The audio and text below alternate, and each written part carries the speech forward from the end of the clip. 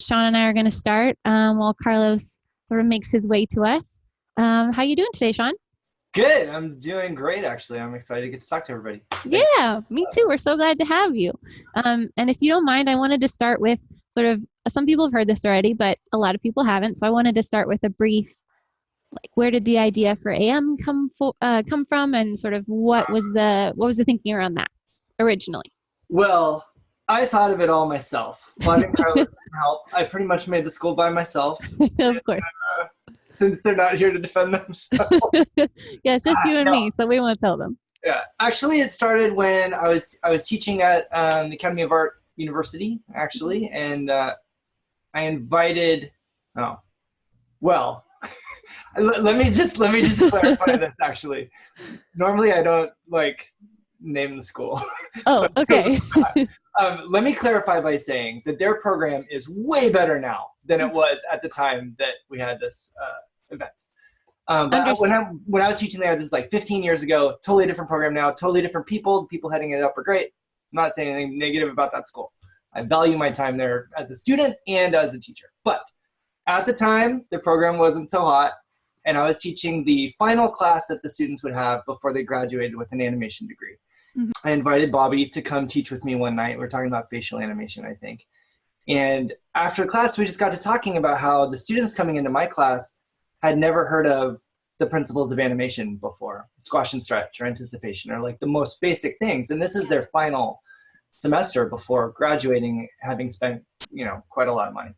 So that kind of kicked off this conversation about like, there's got to be a better way of doing this. Like maybe we could do like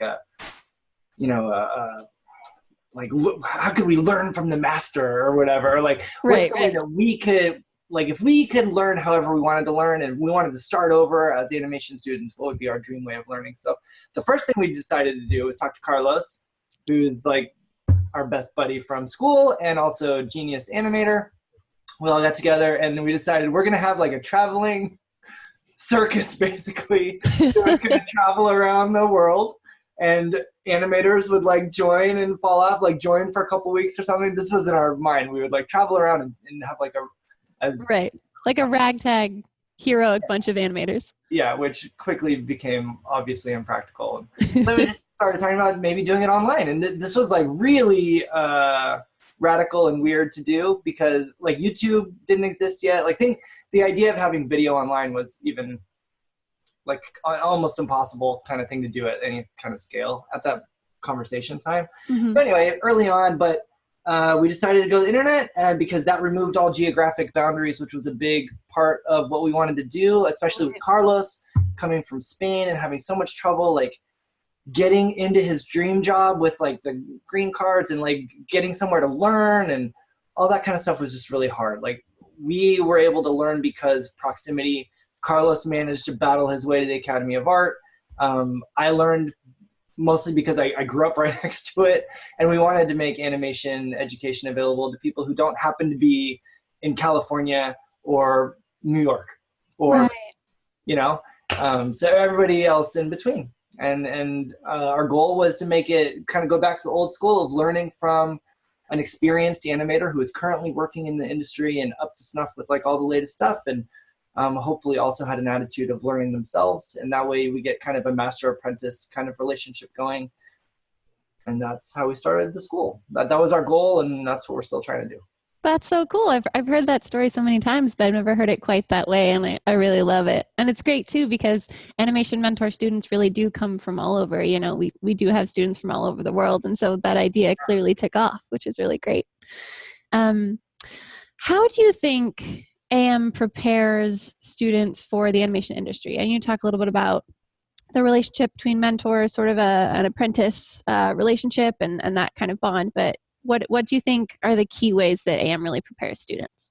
Uh, there's a couple main things. One is that when we graduated from school, we weren't ready at all for dailies or having our animation critiqued in front of our peers. And our first jobs, and this was very common, like nobody was prepared for that when they graduated from animation school back in the day. And it wasn't uncommon that you'd hear about people crying after dailies, or like it was really a shock to the system to have to put your stuff up. And so some reviewers can be especially blunt, and some supervisors feel like, hey, you're at Pixar, you're at ILM, you're in the big leagues now, and I shouldn't have to treat you like a baby, and I should just be able to tell you like what to make better. It's like you're a professional athlete, and I don't need to like coddle you. But we didn't have the thick skin to be ready for that. So one of the things we really tried to do is structure the school in a way that encourages everybody to give feedback to each other and get feedback from each other. And I feel like, at least from the graduates that I've worked with, which surreally is a lot now, they are clearly coming into the industry with a thicker armor than we and our peers had at the time. Oh, someone says no sound. Can you hear me okay? Hopefully you can hear me okay. Oh, interesting. You can hear me, right? Okay. I can hear you fine. All right, cool. So that's one way that we're trying to prepare people. Another way is just encouraging people to, like in the ways that we have found helped us in our personal careers and artistic growth. So trying to encourage people to have the mindset that you're a student forever. I'm a student. I'm an animation student, and I will be an animation student until I die or eventually give up on this, which hopefully will be never. And we have, so let's take a break and welcome probably the best animator I've ever met, Carlos Baena. Hello, Carlos. Welcome. Why does he have to say these things? It's true. For years, I've always had my favorite animated scene, whatever it is. Okay. And for a long time, it was Doug Sweetland's shot from Toy Story 2 of Woody walking out of the box and being all cocky and with his hat, and then he's like jumping up and down, and he does this crazy animation with the legs that I would never think of, and then they leave. But now, my favorite animated scene of all time is Carlos, Spanish Buzz, dancing around. Oh, amazing. It's beautiful, and it's crazy to me that my sincere favorite animated scene ever is not only someone I know, but one of my best friends, and it kind of speaks to, like, I don't know. It's just, whatever. You're a talented guy. Shut up. All right. We can thank you, Shawn. I think we can move on from that. Oh, well, now that you're here, Carlos, I'm gonna step off, but thanks so much for letting me hang out, Shawn. And you guys go ahead, take it away. I think we're gonna go right into career. Yeah, so we've been talking about the school a little bit, Carlos, but we thought we would just dive into like career advice. So that we got a couple questions sent in along those lines, and we're going to do Q&A after maybe for a little while we'll hit some of these. Right. So how about I'll just ask this question and we both answer it. I think that's a great plan. And hi, everybody. I didn't say hi yet, so I'm very excited to be here. I talked about how... I wonder if I should like get rid of this light, because it feels like intense. I want to point out my shirt to everyone. This is the very first Animation Mentor shirt that we ever made. With actually. Of our little mascot. We wore that to our first SIGGRAPH when we announced the school, remember? So I do remember that. And it was one of the funnest SIGGRAPHs we've ever had. I think it's because, you can see me better now. Because we were finishing a video that would kind of like highlight what these early ideas about what the school was going to be. And I do remember because we were like carrying the laptop as we were walking around SIGGRAPH finishing the edit. Remember that? Yeah. And it was like, is it ready? Is it ready? No, but which, like, it's coming up. Like, so we are like running while we are like finishing. All right, here's our question. How did you get your foot in the door of a major studio? All right, so it didn't come from one day to the next. Apart from that, I have been working. Well, I have been in a school, and then my very first job well, I don't know if it was a big studio. It was Will Vinton, which now is Leica, but it was a much smaller place. And it was by doing a hand-drawn 2D short film that I did in 1997 and spring of 1998. And basically, when they saw that, they were like, okay, so he might be able to do animation for commercials. So it wasn't like a large movie studio, but instead it was my first foot on the door in any company. And then from there, I went to work on commercials for about two more years, 1998, 1999, 2000, and the beginning of 2001, which is when I joined Shawn at ILM. So it definitely, it wasn't, I leave school and then I get a job in a movie studio. It really didn't come as fast or as easy as I would have loved. I didn't know that I wanted to make movies, but there was a period of transition. And I'm glad that I went through that because it really humbled me. Working on commercials is a different journey than working on movies. So how about for you, Shawn? I'm gonna tell a story that I never normally tell, but it's the real answer. And there's a million ways to get your foot in the door of a studio. But the real way that I got my foot in the door, if I'm honest, is that Bobby and I were gonna go to SIGGRAPH in New Orleans in 1996. We'd never been on a plane without our families before. It was like we were in college. It was our first time like going somewhere without our families.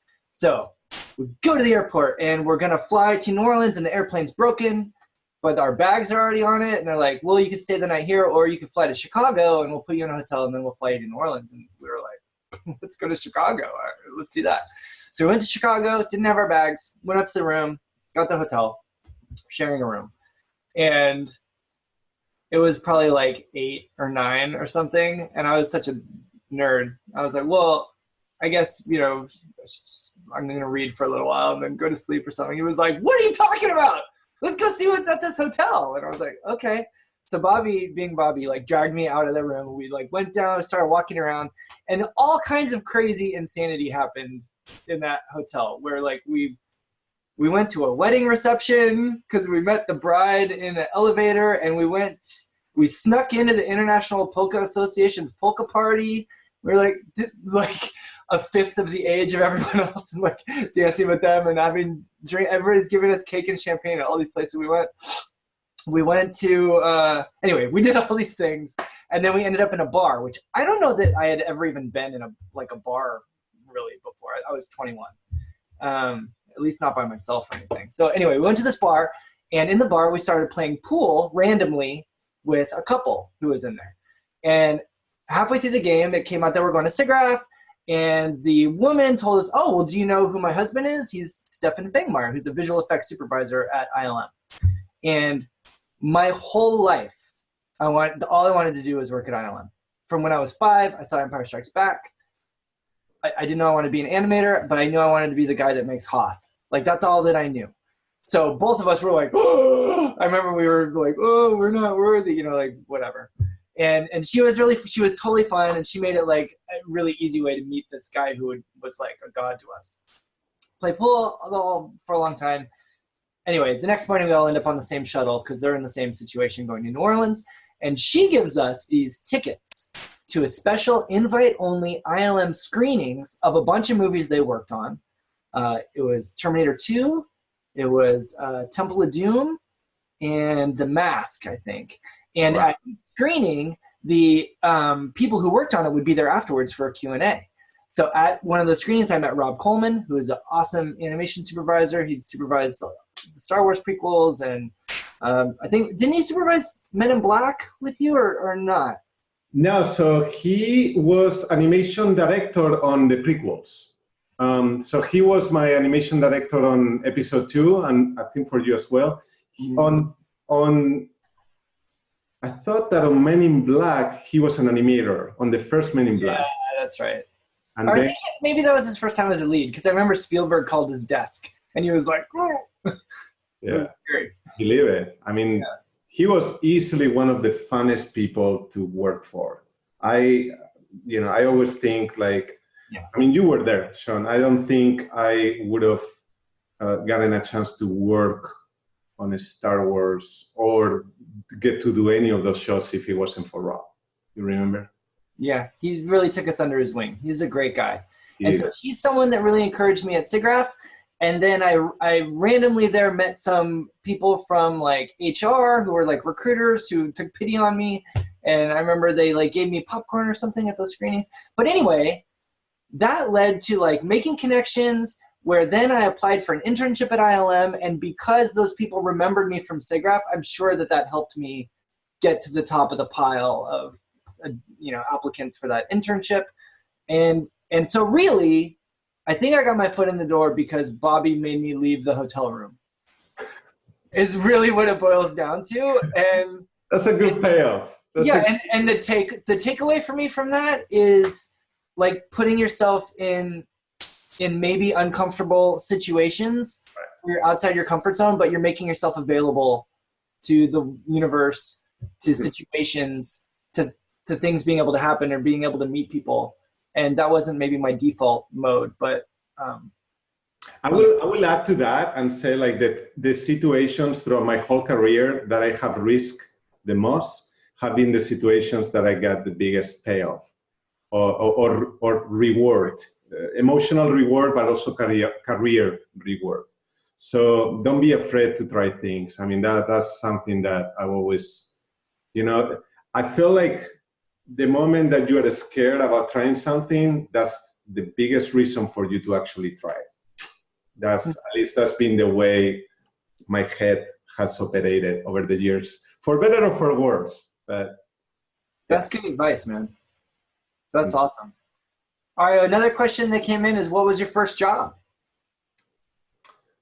My first job was at first job. It was not industry related. It was cleaning pots and pans at a school and smelling like crap for many hours afterwards. But it was a good lesson in humbleness. It made me appreciate the better jobs. Literally, all I would do for hours and hours and hours was scratching pots and pans that smelled awful. In the industry, it was, I think I said it earlier, my first job was Wilmington Studios, which I don't know how many years later became Leica, where they do the stop motion. And it was an amazing first job. I was doing computer graphics I was an animator on the computer for the M&Ms. And then the best part about that studio was that at nighttime, there was like a stop motion set, kind of like on the basement, from what I remember, this big room with different sets. And they had it specifically for people to learn stop motion, to test, to use what they used to call frame grabbers. And I loved it. It's, it helped that I didn't know anybody in Portland, Oregon. So I was just a young kid and, and I was hungry to learn. So during the day, I was working on the computer. Then I would get dinner, go back, and then I would be doing all these like tiny little tests. Sometimes it would just be like an arm overlap, in the stop motion. And ever since then, my respect, we have a common friend, Jeff Riley, Shawn and I, that has been doing stop motion since college. And he's animated on some of the best shots in Coraline, in Paranormal, in like all these movies. So for me, having tried stop motion always has given me a much bigger appreciation for how difficult the stop motion animation is. You require a lot of concentration, which I don't think I have. So how about you, Shawn? My first job was taking care of people's yards, like mowing lawns and pulling weeds. And then I worked in a bunch of video stores, which I loved. That was awesome. People used to rent videos. There was something called videos that people would take home on objects called VHS tapes or things most of you haven't heard of. I never heard of those things. It was fun to work in those stores. I learned a lot about film and people, and mostly got to sit around eating popcorn and watching movies, which was great. Worked in coffee shops, whatever. Did all kinds of stuff like that. My first industry job, though, was at a place called Presage Software, which was a video game company, where I worked for about a year and a half. I guess it was about just a little over a year. But while I was there, I was a junior animator there and a little bit more of a generalist. So I was doing like a little bit of modeling, a little bit of design, a little bit of texturing, a little bit of animation. While I was doing that, though, I had found a mentor who worked at ILM named Wayne Gilbert. And he sort of became the model for what the school is. I wanted people to have the experience that I had with Wayne, where he was beyond generous and took me under his wing. And I went to his house twice a week for like a year and a half or 2 years, learning animation. It was like the biggest gamble of my life that I dropped out of school and made Wayne my school, which my parents were not super excited about, but they were supportive of. And I learned so much from Wayne. But while I was at the video game studio, I would be animating the computer, and then at night I would be doing all of my assignments for Wayne on paper, Yes. in 2D. I remember that. Yeah, and so for that time with Wayne, my life was basically like, if I was awake, I was animating. That was basically all I did. I got to see like Carlos and Bobby like a tiny bit. I didn't have a girlfriend. I missed lots of movies. I didn't get to play video games. It was like focused on, I have this dream. I got to get there somehow. And I think it's interesting hearing Carlos talking about working at Vinton and then at night going down in the basement and animating stop motion is really similar to me doing my CG stuff for the game and then at night working in 2D. And I think that there's something to that. I bet you that if we ask a lot of professional animators what their first job experience was, I bet 99% of them are not going to work and then going home and laying around and like watching TV. I bet almost all of them are going to work and then they're animating, like learning and improving and building their reel. And that's what it was for both of us, sounds like. Agree. And also I do remember like Shawn, because some of those exercises that you were doing were 2D, but you were still doing 3D exercises. Because I remember very clearly your walker. That was from the game studio. That was from the game? Yeah, well, it was like a test for a game. But yeah, that was stuff I did at the studio, but you're right. It was basically doing a test. Yeah, and that was during the time that you were learning through Wayne, right? Yeah. Because I do remember, like, you know, definitely like Shawn was saying kind of like how during that period we would see each other and Bobby like once every few months, maybe. Yeah. But whenever we would actually share what we have been learning. I do remember that. Yes. And I remember, you know, we were all at Bobby's house, and then Shawn just pulled out this walker thing. And like, I just been working on this animation. I don't know, take a look at it. And it was very clear that he was well on his path to ILM. Like I do remember that making so much sense when I saw that walker. It had all the weight, you know, like it had all the physicality.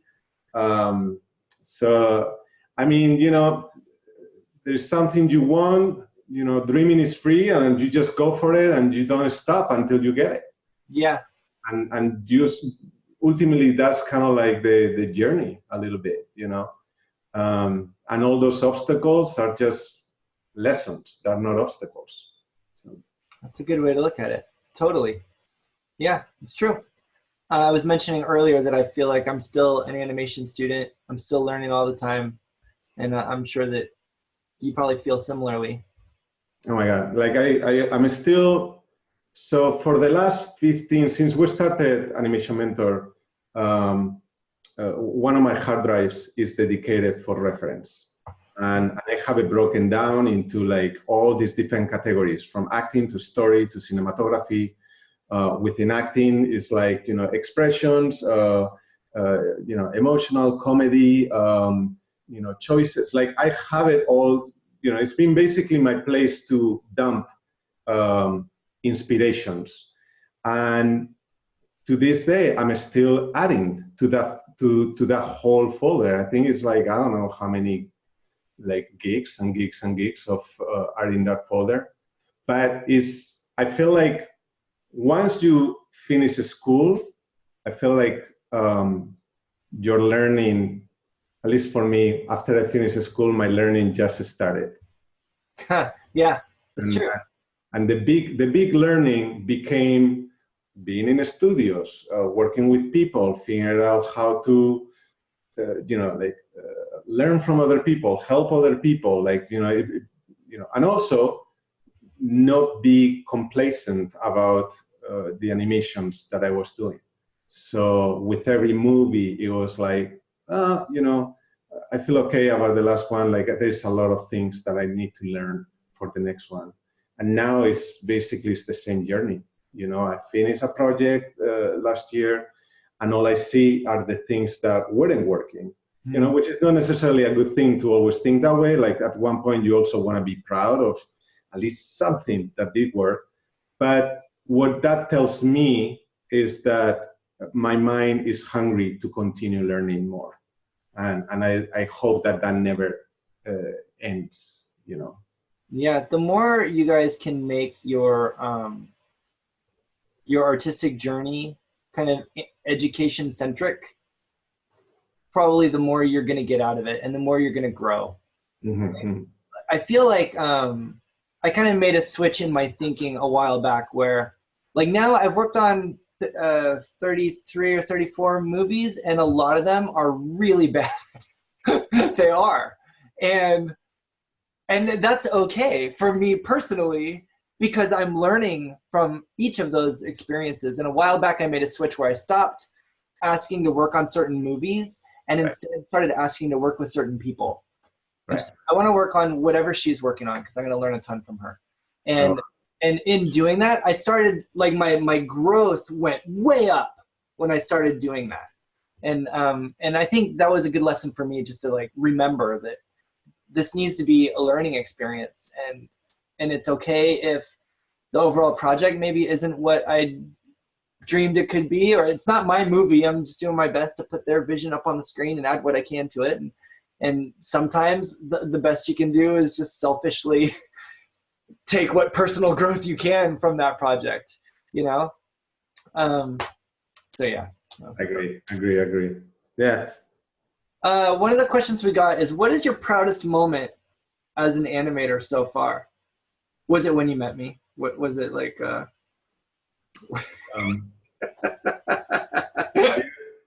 you talking to me? Man, it's hard to say one. It really, really is. I do put one of the proudest moments, and this might sound very random, but we had just launched Animation Mentor, and we were about to have our first Q&A with over 100 students. This is 2005. And the servers collapsed. Yeah, it worked for like a minute. And that 1 minute was one of the proudest moments, because we didn't know what the hell we were doing. When you think about it, Shawn, like we just didn't know. Like we are relying on all this technology, and there was no video. Like there was a lot of unknowns about doing education online, and there was not a reference. But for that 1 minute, it did work, and I remember the feeling of like, well, we'll have to, give the money back. But that 1 minute, it did work. You remember? Yeah, it was a real thrill, and then like devastating. It was devastating because it's like, well, we don't really have a school then. Yeah, we thought it was over. We thought it was over. Like I said, like sometimes it's like the biggest failures make you grow the most, So for me, it's really hard to put it into a single moment. I think I've had a few aha moments where something that wasn't clicking, for example, something as simple as doing overlap, and I don't get it, and I don't get it, and I don't get it, and I practice, and I do examples, and I do tests, and I don't get it, and then magically one day I do it, and it hits, and I do it again, and now I'm seeing in front of my eyes things like really working. So don't you find though that you got there because you tried and failed, tried and failed, tried and failed, tried and failed, and you learned from those failures? I don't know. I know That's how it certain magically things, happened. yeah, as an animator, certain things came easier than others. And the physicality or the, it just wasn't my forte. Like, I think I remember like, doing hand-drawn and just going straight to the pose-to-pose because it was simple. I just hit one pose, another pose, and then a few frames in between. But then I wasn't really working out the physics of that, the physicality of how you go from A to B. So it felt like I was cheating. And then it wasn't until, I guess more practicing and things becoming a little easier. And I don't know, I feel like it's been a bunch of different aha moments. My big aha moment came sometime during Pixar, where I thought of animation not as animating a character, but more as a conversation with an audience about entertaining them and thinking of as an animator or as a storyteller, like as means to entertain an audience, not for me to do a fun animation and have a great time, but it's like, what's the ultimate goal? And that was a realization after reading many times these notes from Eric Larson on entertainment. And it's these notes that are probably online somewhere, I don't know, but it's all talking about entertainment, what it means to do entertainment. And it's not entertainment as in comedy, as in laughing, like haha, hoo hoo, but entertainment as in keeping an audience engaged, whether it's through excitement, action, drama, emotion, something scary, it doesn't matter, you are entertaining. So that was a big, like with a hammer, I don't get it. And then one day it's like, oh, and that was another big moment, I think, for me. That's cool. Yeah. How about for you, Shawn? Proudest moments.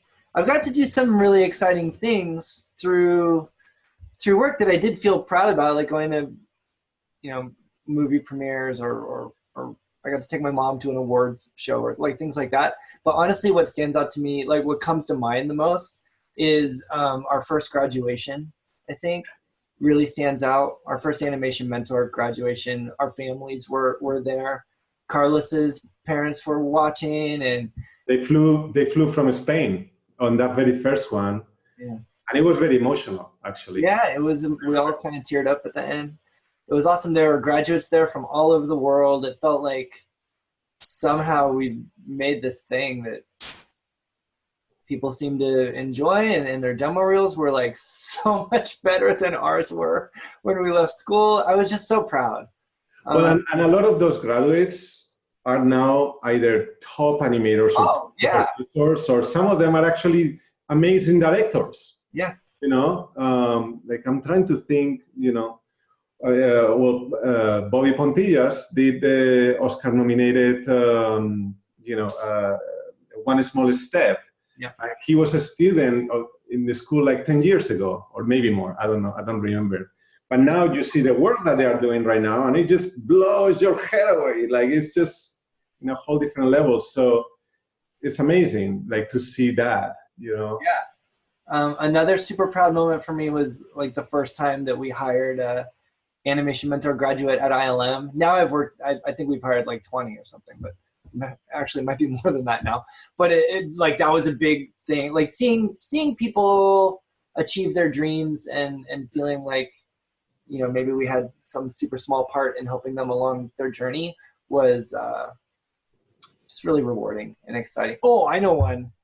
When we knocked on Eric Goldberg's door to go interview him for the school. That felt like, what are we doing? This is crazy. All right. So yeah, there's so many.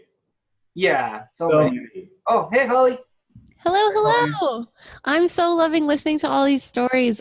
You were both talking about how proud you are of the grads, and that's something that makes me really happy to work at AM too, because we have we had over 20 community members, grads, alumni, mentors who worked on Toy Story 4, and there were like Oh, that's awesome. 18 people worked on Into the Spider-Verse, and it's just like every time I go see an animated movie now, I just start crying at the credits. I mean, I do that anyway, but especially now. I don't know if you could find a major movie that has animation or visual effects in it that doesn't have animation mentor grads in the credits now. I think it would be hard to find. I mean, it's such a large community. Yeah, I'm not belittling it. It's still like I'm super proud of everybody all the time. Yeah. Well, I hope you guys feel like you're at a good place. I've been watching the Q&A or the question side anyway, and we have so many good questions. I wonder if you would mind turning over there. My favorites to start you off so far, the top one.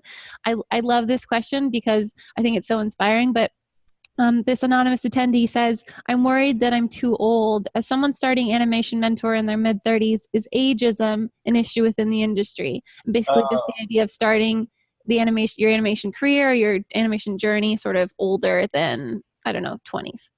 Yeah, 30 is way too old. You gotta just... Yeah, it's just, yeah. I mean, I don't know anybody that is over 30 myself. I want to answer on that one because we had a student, and I think, Shawn, you remember, he was in his 50s and he had been a cop, remember?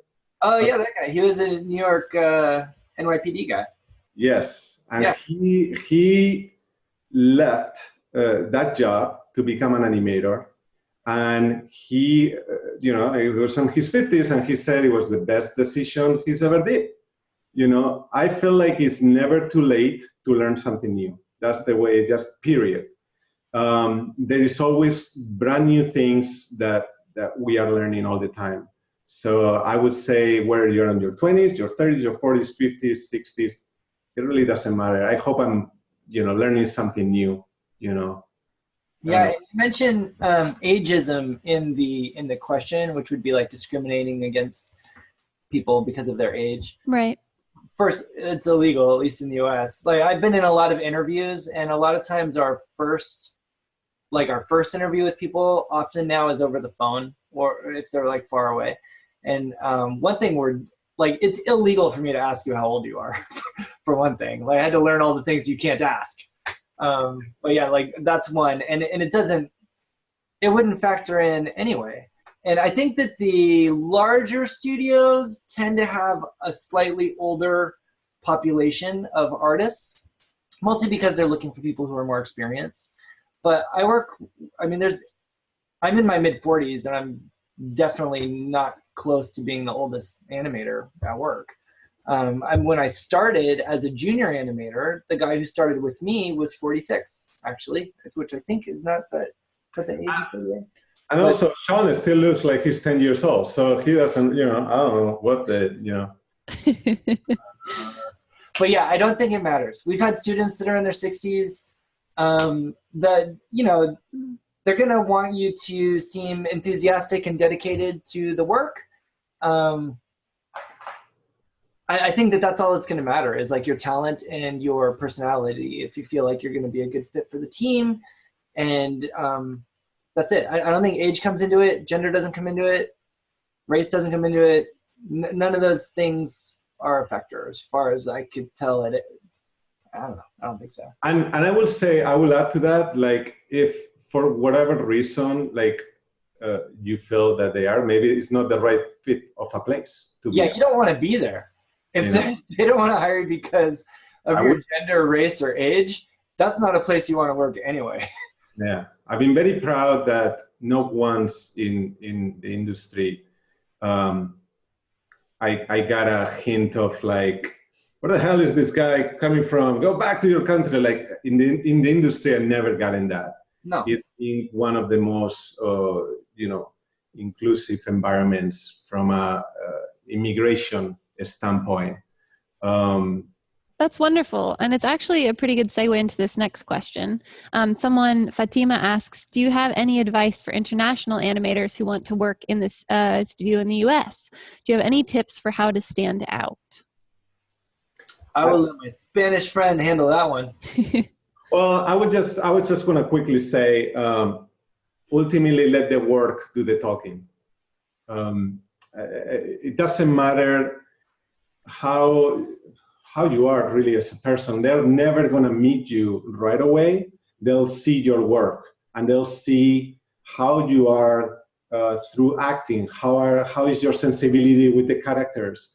How you handle multiple characters? How you handle a very emotional or subtle scene?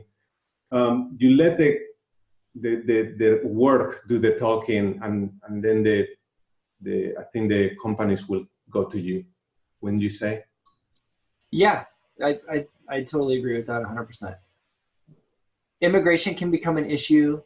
Companies need to sponsor your green card, which right. They need to like really want you for that to happen.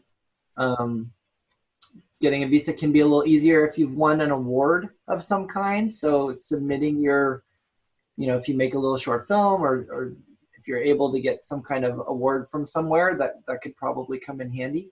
Mm-hmm.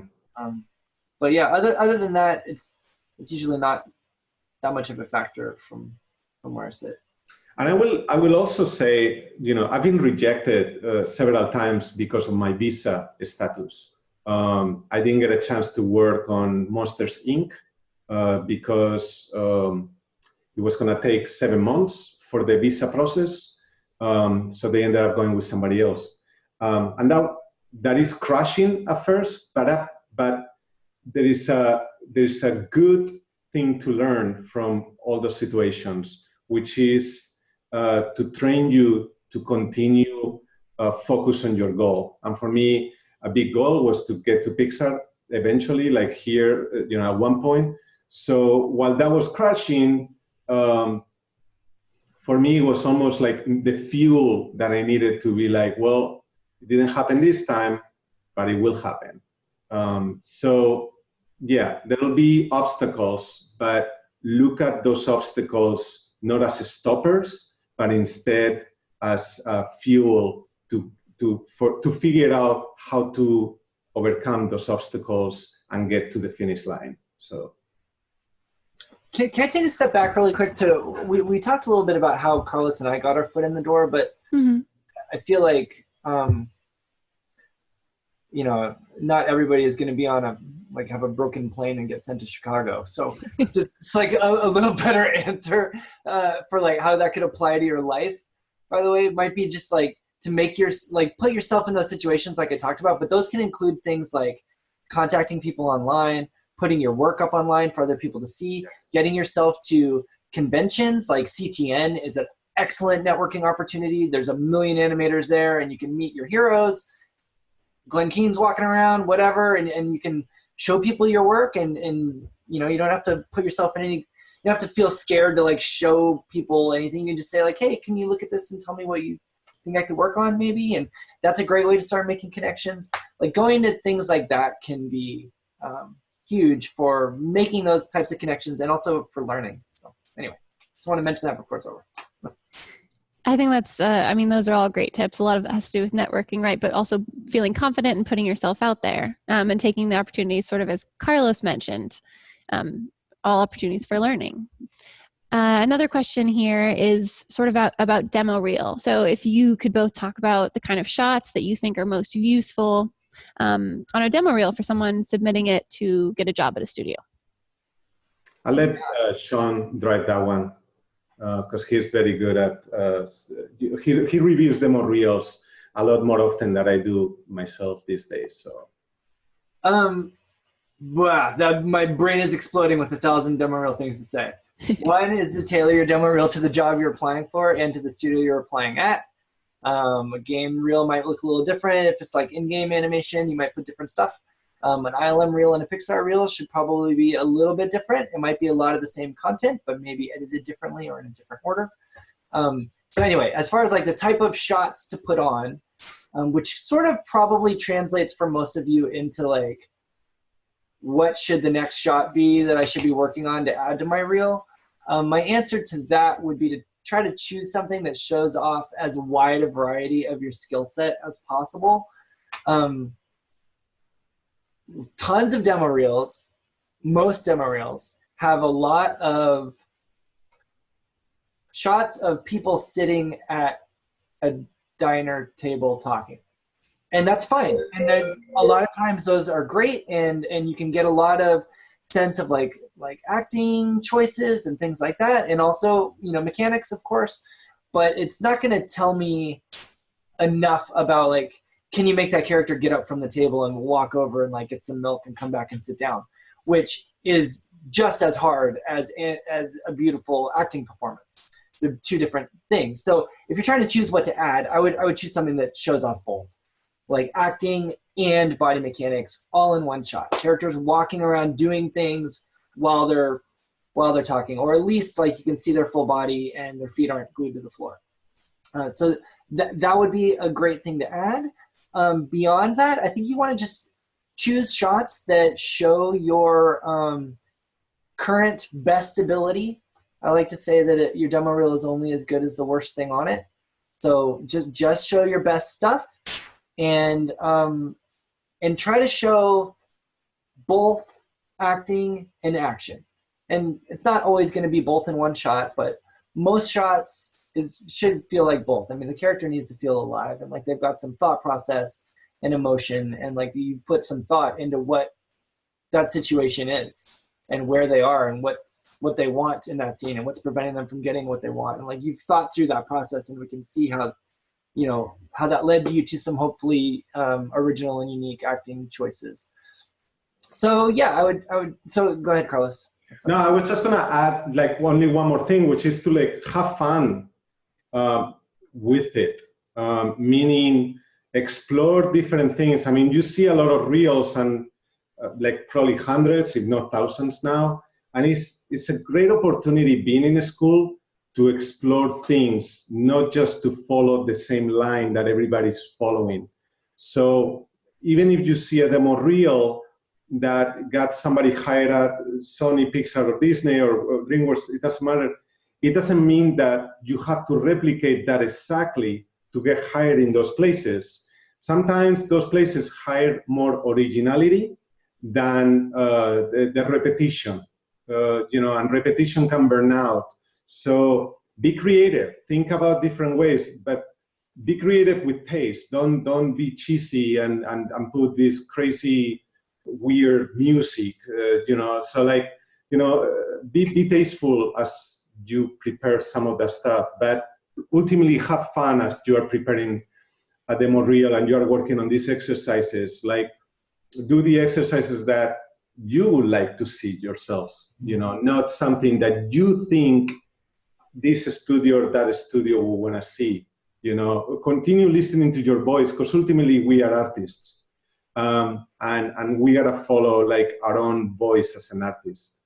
I don't know if that makes. Yeah, one other thing that I'll add is that if you are interested in games or visual effects films, like the stuff that I might do at ILM, like Transformers or Avengers, that kind of stuff, or commercials, I would really recommend, and I'm not trying to sell our Animals and Creatures class, but getting some kind of like creature work under your reel makes a huge difference at a ton of studios. And that would be like every commercial place, every visual effects place, almost every video games place, and a lot of the feature animation places too. DreamWorks, they've animated a lot of dragons. I don't know if you noticed, but they want to see creature stuff too. And maybe the stylistic amount is a little bit different from place to place, but showing that you can animate a quadruped or a dragon or a bird flying in and landing, that elevates the reel to a whole different level. And we're starting to finally see more of that on reels now that we're looking at ILM. And I've just, from observing, I've noticed it is like a gigantic difference in the reaction. So I'll throw that out there. Check out our Animals and Creatures class, or whatever you want to do on your own with the creature, get it on your reel. Yeah. Well, that's awesome. I would second that. Also, I just personally, from a selfish note, really love seeing our students' creature shots. I think they're really fun. I'm a big fan of dragons, so please come take our creatures class. There's a question here. I hope you guys don't mind that I'm asking questions. I'm just seeing all the ones that I like. So if you want to go and look, let me know. But I actually know this student. This is a student of ours, Jordan Branner. He's really great. He asks, what is the best way for an animator to push themselves to improve when outside of mentorship? So practice is important, but what is like the figure drawing of computer animation? What helps animators get better? Oh, well, I'll turn this over to Carlos in a second, but I think that one thing is what he said, which was continuing, like he has that hard drive full of reference material. I do a similar thing. I think that's one small, easy thing that can keep you engaged with whatever you're watching. And you're like, if something made you laugh or was interesting or cool, like keep yourself in like education mode at times, or all the time, at least a little bit in that mode, to where like when you see something cool, like stop and say like, well, why was that cool? Or what was so impactful about that? Or why did I notice that one person walking out of all the people in the crowd? Like, what is it about that walk that's interesting? And like watch it a bunch of times and figure it out. So part of it is just like making yourself continue to be curious about the world around you. And that's A, great for your artistic growth, and B, a fun way to live. Yeah. Yeah, I agree. I mean, I will say also will develop you as your own voice, as you are doing what Shawn just said. You know, like I think part of becoming an animator is being able to do a little bit of everything. It's just like an actor. I see it exactly the same way as an actor.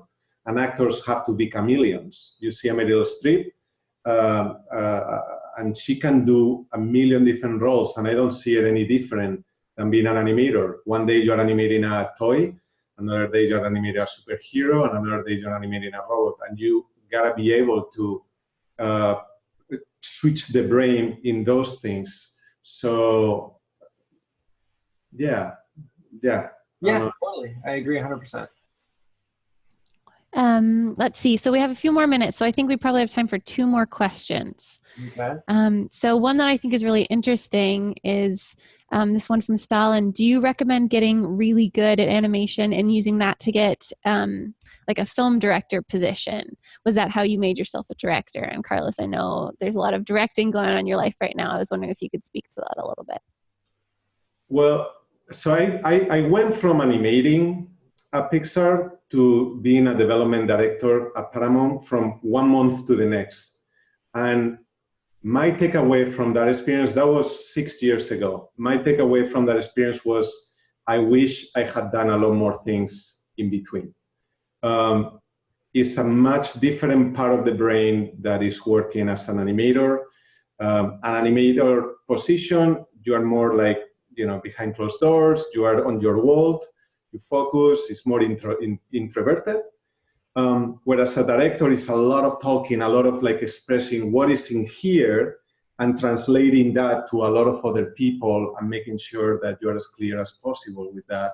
And that is really hard to learn in 1 month. For me, that was my, you know, so I always believe in that journey. So for me, doing other short films, working on different type of projects. For a while, I was character director, putting together a team for a little robot.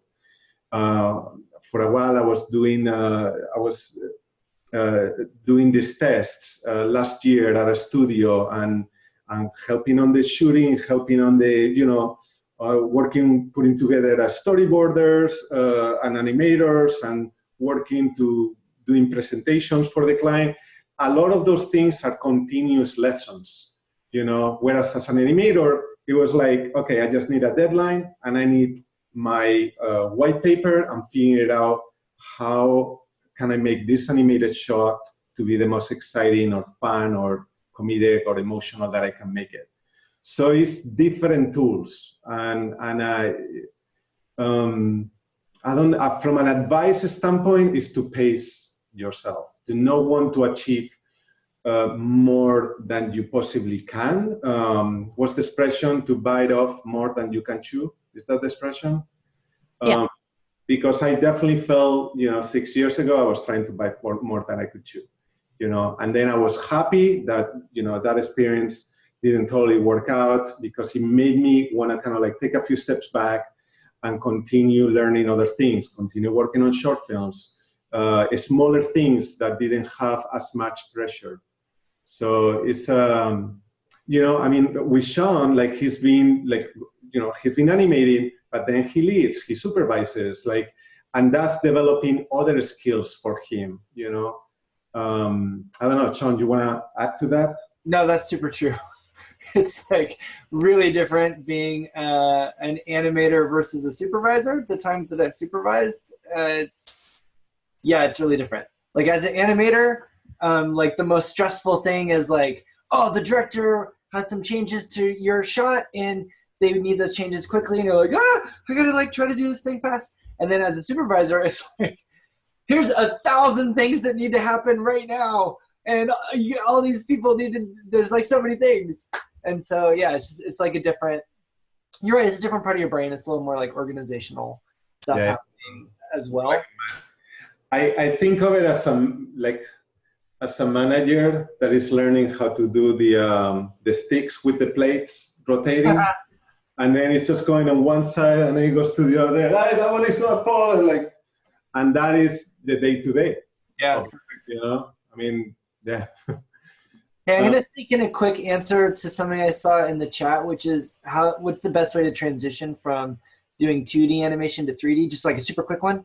And Carlos, you might have something to add to this, but I'll just throw out there that the art is the same. The principles are the same. And don't be afraid of the computer. Like, you'll learn the software pretty fast. And then just treat it like drawings. Like, pose your character, save a key on everything. So that frame is not going to change no matter what, just like your drawing that you would do in 2D. And then go to your next key or breakdown or whatever, pose the character, save a key on everything, even if you didn't move it. And now it's like locked in. You can treat it like a drawing. And it's, in that way, it's pretty much the same thing. Yeah, I will also add to that, because so much on computer animation relies on curves, and the graph editor is to make sure you really get the foundations of how the XYZ curves work for translations, rotations, scales, for every single thing. Because I've seen people that can draw beautifully, but then as they start to, I don't know, just do the bouncing ball, it's a different way of looking at movement than flipping pages. So just keep in mind that there's a little technicality of the graph editor that it helps to think simpler as you are learning that transition. Totally. Cool. Well, the one that I want to end on, unless you see any other in the chat there, Shawn, that you want to go for. Well, I'll answer one really quick in the chat. It's super fast. Nick asked if for demo reel, it doesn't matter between personal work or industry work. It doesn't matter at all. No. The answer is no. There you go, Nick. This one I think is really just important for any artist, but I feel like it comes up a lot for our students and animators in general. This question is from someone who's anonymous, but they're asking, what do you do when you doubt yourself? And I would add on to that, what are things that both of you do that help you build your confidence as an artist and an animator? I've never doubted myself, and I built up my confidence by comparing my work to Carlos and seeing how much better I was. Boom! No, that's not true at all. I let that question, I let that answer be the answer. Oh man, doubting yourself. What a journey that is. Can I give my real answer, since I was just giving my jackass answer? Because I feel bad now. My real answer is that I still doubt myself all the time. I still feel like any minute I will be discovered as a fraud. I've been at Island for 23 years, and I can sincerely say that I feel that way pretty much every day. I just see what all my peers are doing, and it's equal parts inspiring and intimidating. And I don't, at least for me, that has never like really gone away. I think I'm more confident than I was when I was a junior, but I still feel like I need to keep trying to learn if I want to, you know, be of value there and not be found out to be a fraud. So I don't know. For me, I deal with the self-doubt by working hard. I've always felt like I've had to work harder than some of the animators around me to try to make it look good. And so I deal with it by loving what I do and using that love to fuel my hard work and just trying to keep at it. I mean, yeah, I mean, you nailed it on that one. I feel like as an artist, you're always going to have those ups and downs in terms of self-esteem and self-confidence. And what you can do instead of like focusing on that aspect, which makes us human, by the way, and there's nothing to be ashamed of, but also approaching it from a place of like, you know what, I can be sitting around here, you know, self-doubting my skills all I want, or I can just continue focusing and working and working harder. And it's the same thing with rejections, you know, you'll be rejected and that's okay, you know. Now use that as a way to like, okay, well, I got rejected now, but now I'm gonna continue working even harder, you know. And also I would say from an environment standpoint, you know, surround yourself from people that want to see you succeed. You know, it's a very competitive industry, and you want to surround yourself with people that have your back. You know, and you know, and people that wanna see you like become better at what you're doing. So, in my case, it was, you know, with people like Shawn, Kelly, and Bobby during college, and a couple of other friends, where it was my confidence group that I could be like, you know, for lack of a better words, and I know that Shawn will make a lot of fun of me now, but you can be emotionally naked in that group and be like, this is what I did. Yeah. This is my animation, and, you know, it needs a lot of work, but help support me in making it better.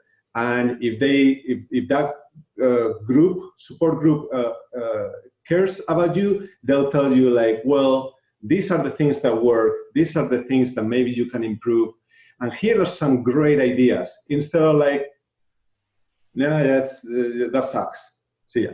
You know, that doesn't help anybody. So you know, surround yourself with like a good group support, but also fight the insecurities by continue working even harder. Yeah. It's like not giving up and being around people that are going to help you. I like to say that we're all still learning. We're all on this journey where we're climbing Animation Mountain, and we're never going to reach the top of Animation Mountain. Glenn Keane would tell you he is not at the top of Animation Mountain, and everybody's at different places along that mountain, and we're all climbing at different speeds. And every once in a while, maybe we plateau or even slide down the mountain a little bit. And maybe your buddy grabs your hand and pulls you up the mountain a little bit.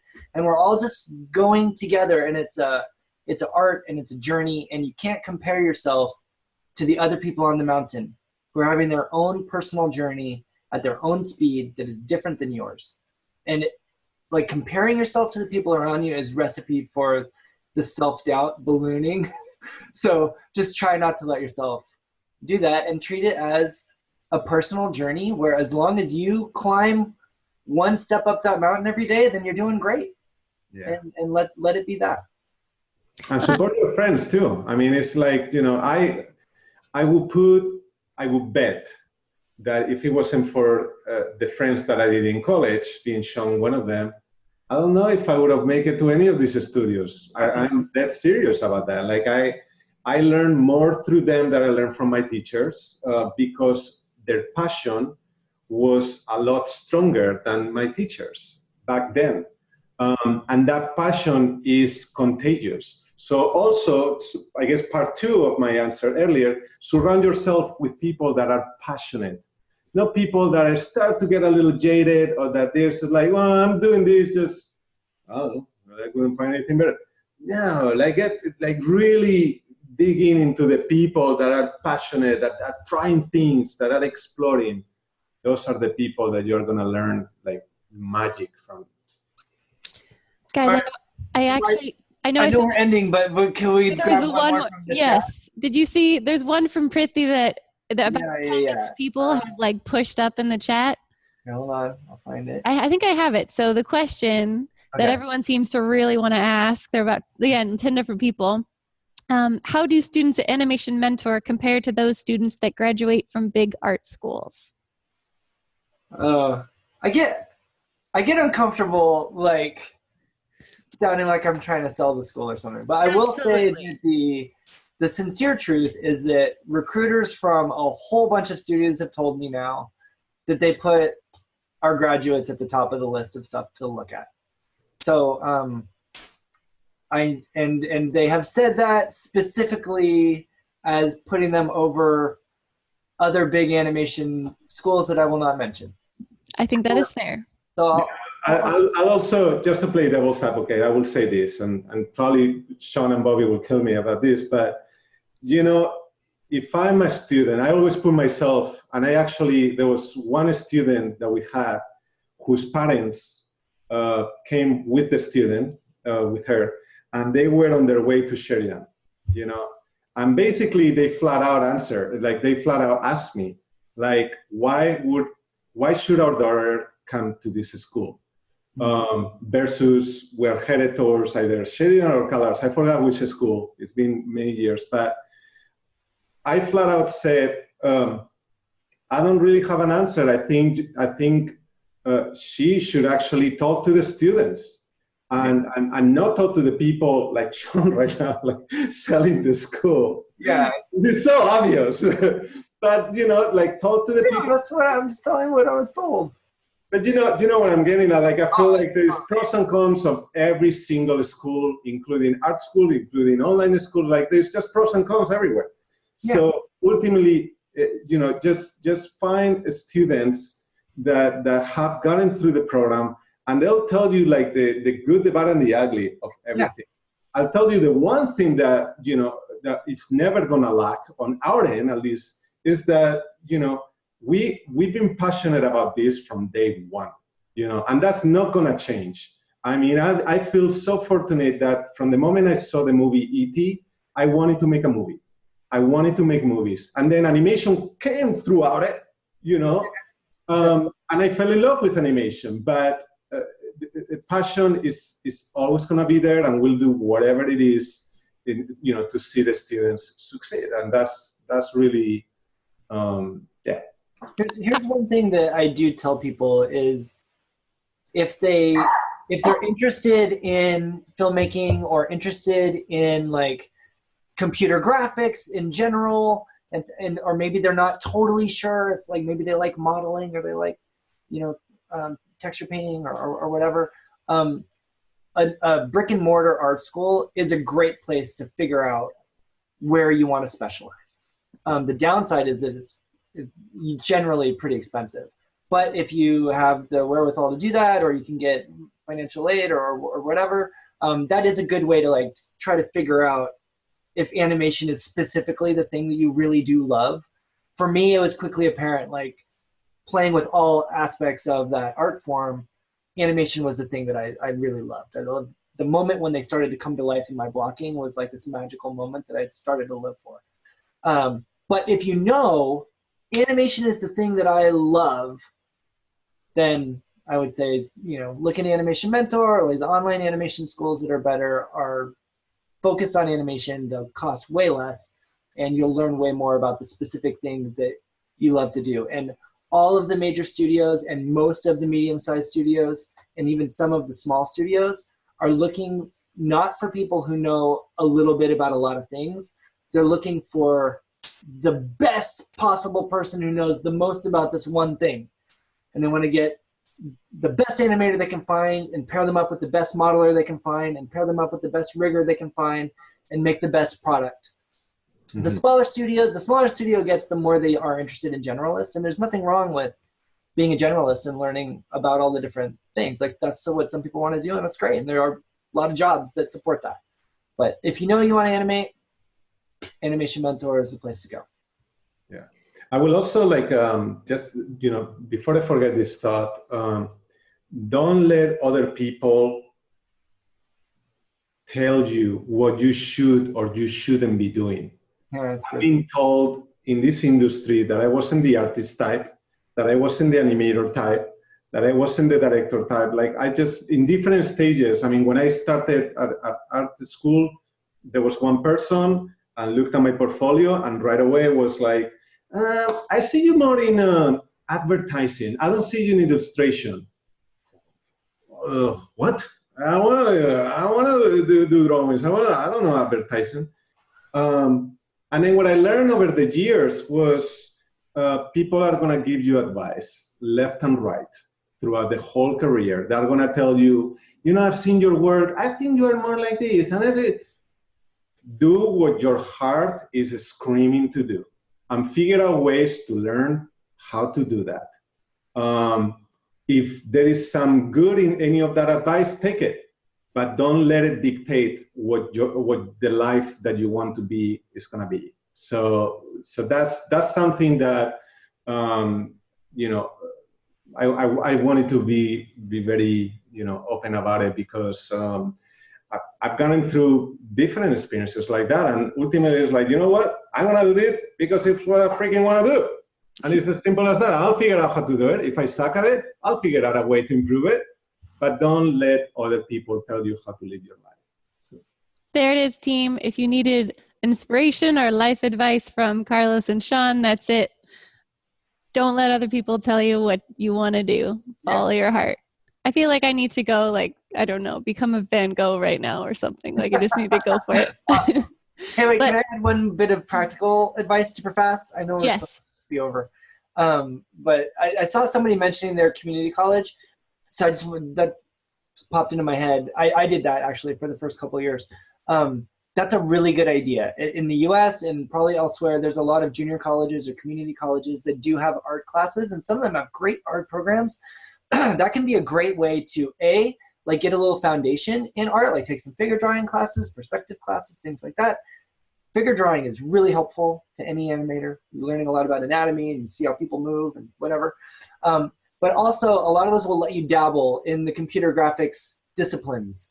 And that might be a much cheaper way to find out, oh, actually, I thought I was in animation, but I really love sculpting and modeling. I think I want to be a modeler. Like that can be a great way to figure that stuff out. Right. And that's a great tip. And I know we're a little bit over time, and so we so appreciate everyone hanging in there with us and asking all your questions. We didn't get to all of them, but I hope we covered a good portion of what you were hoping to hear from Shawn and Carlos. Thank you both. It was so lovely to have you and to hear some of your stories and hear all of your advice. I really am. I feel like I just need to go home and paint or something, or animate. And I just want to say, I know we've talked about this a little bit, but Animation Mentor apps are open, and our admissions team is lovely. So if you have questions about the school, please get in touch with us via Facebook, Instagram, or you can go to our site and just enter in a chat and we will get back to you. So I'm going to hang out on the webinar a little longer and let you all say goodbye to each other. But thank you, Shawn. Thank you, Carlos. It was lovely. And everyone, I hope you have a good night or morning as your time zone dictates. Thanks, Holly. Thanks, everybody, for being here. Thank you, everybody. Have a great night. Hi. Bye, guys.